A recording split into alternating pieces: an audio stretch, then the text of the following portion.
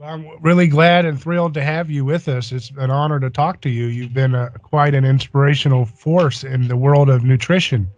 Dr. Pete, how did you take this interest into the nutrition sphere? Uh, oh, um, uh, while I was still working in the humanities, I started a school in Mexico called Blake College in the early 1960s. And I started seeing, uh, for example, students who would come after work just couldn't learn anything. And so I started giving them a, a wheat german egg, a biscuit, and coffee with a little vitamin B1 added, and they became good students. Uh, just uh, just a few good meals, and their brains were functioning better. And then a friend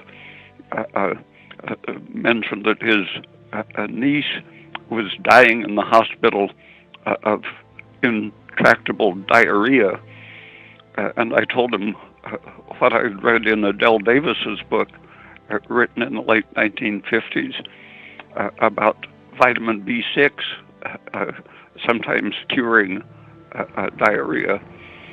And after 2 or 3 days, he finally consented. He said they had given up and that she was probably going to die within a day or so. So he went over the doctor's heads and gave the kid 10 milligrams of vitamin B6. And within hours, her diarrhea had stopped, and she was out of the hospital within a few days.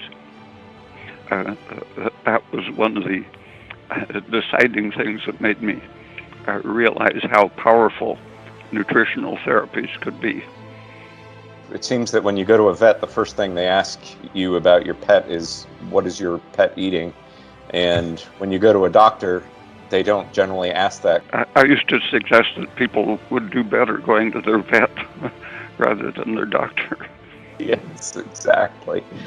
This real problem is that we don't have any science left, science in the abstract sense of objectivity. What we have is industry-guided propaganda research. The nutrition, so-called science, is under the heavy dominating influence of the food industry.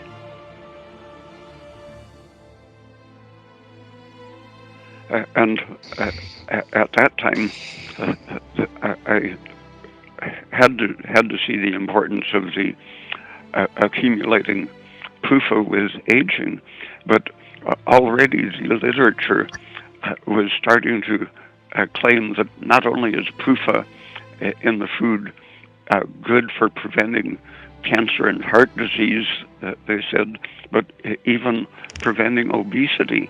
I've seen dozens of articles, more and more over the years, throwing in prevention of obesity with the other gross mistakes.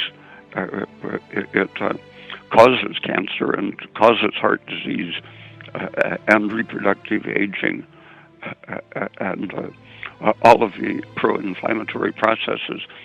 And all of that comes from the immense profitability of selling products. Every time there's a super profitable product, the science follows the profit, absolutely going against the facts in the case of PUFA and estrogen, but at least a dozen other substances. And so you have to learn to disregard about 90 to 99% of the published medical and even biochemical articles as being nothing but reflections of advertising. Are you hopeful about the future in the long term, or do you think things are going to steadily go downhill for a long period of time in America, at least, or do you believe it's very open, the choices? It has been made open by the conspirators themselves these last 10 years or so, and I think the fact that the public is now just at the fringes starting to talk about it and recognize that just because it seems impossibly huge as a conspiracy, that they're really considering that the conspiracy could be that evil and that huge. Wow. So I think that's a potential glimmer of hope.